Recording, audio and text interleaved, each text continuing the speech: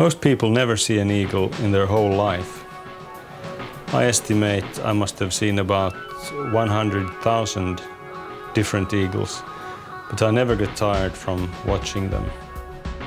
I don't know where or when this passion for raptors started, but the seeds must have been sown way back in my childhood, many years ago. When you have the opportunity to watch raptors from close, either photographing or ringing them, you soon realize how superb they are as living creatures.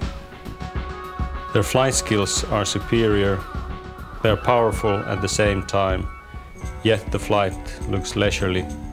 And watching a hunting raptor is one of the most exciting sights nature can provide.